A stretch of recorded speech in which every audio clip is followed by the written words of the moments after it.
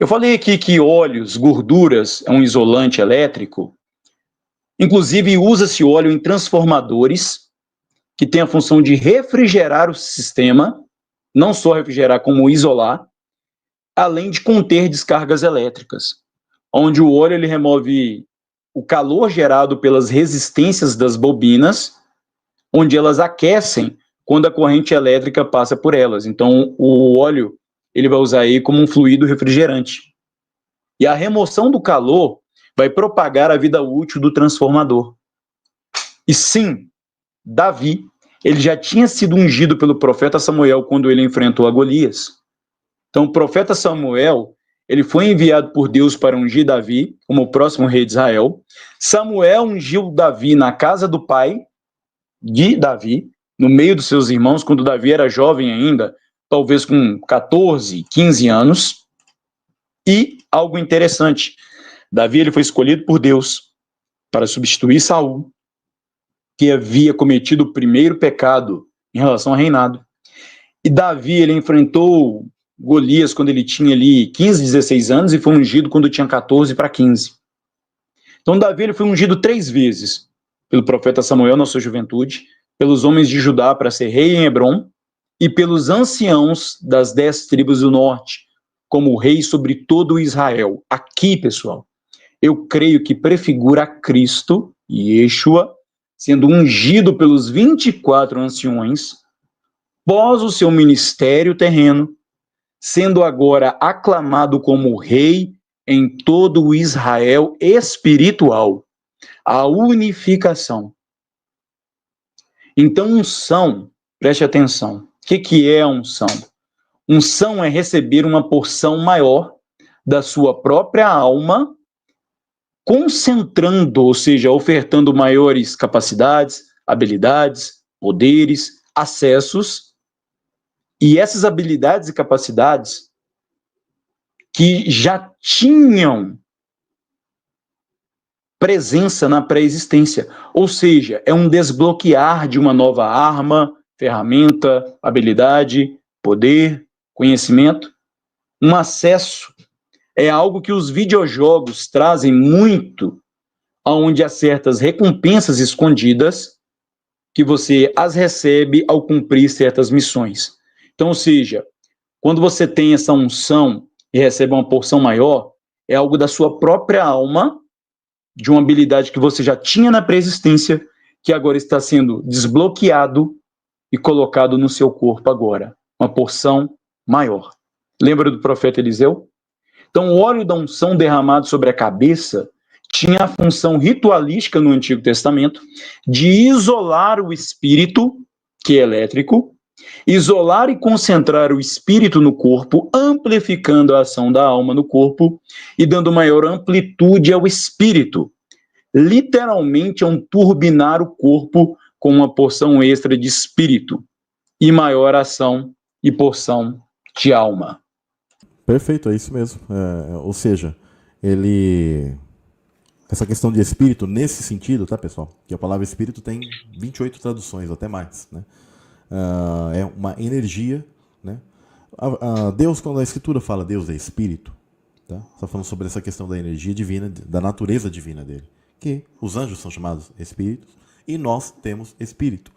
E Deus ele pode dar porções dessa energia, né? Dessa natureza divina em nós, que vai fazer com que a gente seja muito mais forte espiritualmente em todos os sentidos para agir nesse mundo físico. Então é um selar, né? É um selo. Perfeito. Lembrando que Cristo significa ungido, selado, né? Então existem aqueles que são selados. Lembra do selo do Espírito, pessoal? Então tudo está conectado. Por isso que a gente começa a entender e fala assim, agora faz sentido porque eles fazem isso, né? E por que no alto da cabeça? Tem a ver com o coronário, né? E não em outra parte e tal. Inclusive os sacerdotes, para que eles não tomassem certos tipos de descargas por causa da arca, que ela também é um amplificador elétrico da Arca da Aliança, eles se untavam ali de óleo, né, no corpo, né, porque eles também não... E as próprias pedras, no caso ligadas a quartzo, elas agiam como um semi-isolante, né? Então para eles ficarem protegidos, por isso que ficavam inclusive na região do peito aqui, tá? Para que protegessem as partes mais vitais.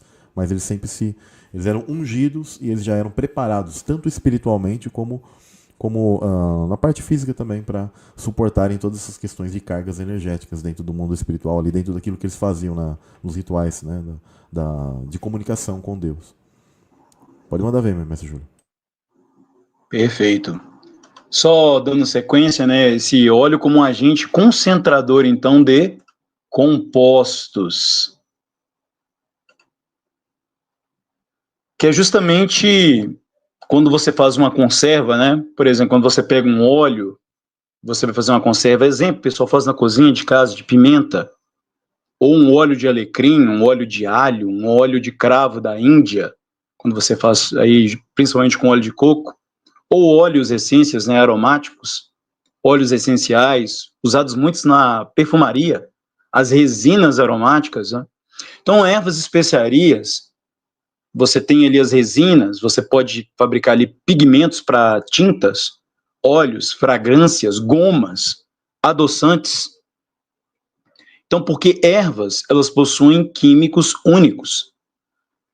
As plantas, pessoal, árvores e o reino botânico, o reino vegetal em geral, eu poderia classificar elas como uma fábrica biológica de compostos químicos. São os famosos compostos fenólicos, e a gente tem sempre que lembrar com a questão da árvore da vida. Então, esses compostos fenólicos são um grupo de fitoquímicos presentes em muitas plantas, vão desempenhar aí papéis aí de crescimento, reprodução, enfim, proteção, inclusive contra ataque de pragas e parasitas, lagartas, enfim. E tem uma diversidade química, assim, absurda, os compostos que as plantas podem produzir, para vários tipos de propósitos que nós utilizamos. Então, as plantas fabricam isso também contra defesa para herbívoros, né? Alguns têm ação até tóxica, mas são utilizados para vários fins.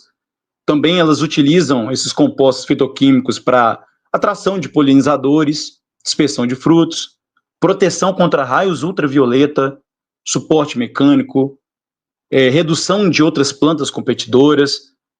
E você tem aí esses compostos que a gente utiliza no nosso dia a dia, chás, nas frutas, cebola, alho, especiarias, a canela, o cravo, o próprio resveratrol, né, um polifenol presente, principalmente nas uvas, na semente da uva, e infelizmente cada vez eu tenho mais dificuldade de encontrar uvas com semente, e é um exemplo de composto fenólico que atua no anti-envelhecimento da pele, também em questões aí de melhoria do sistema circulatório, né?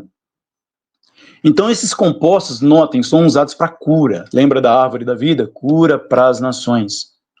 E a gente tem que lembrar a diferença entre óleo e álcool. Qual que é a diferença?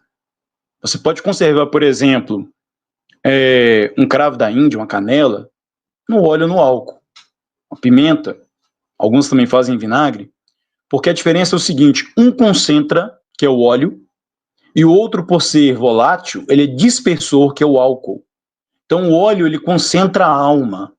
O álcool, ele enfraquece a conexão da alma com o corpo. Ele dilui essa conexão. Então, um vai fazer o efeito reverso daquilo que o outro faz. Um é contrário do outro.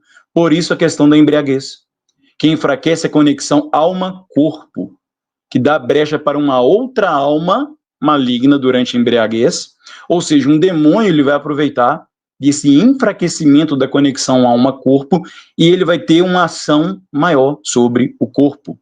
Por isso que a Bíblia sempre orienta na questão da não embriaguez e ficar sóbrio. O que é ficar sóbrio? É você, através da sua alma, ter um controle superior à questão para o seu corpo.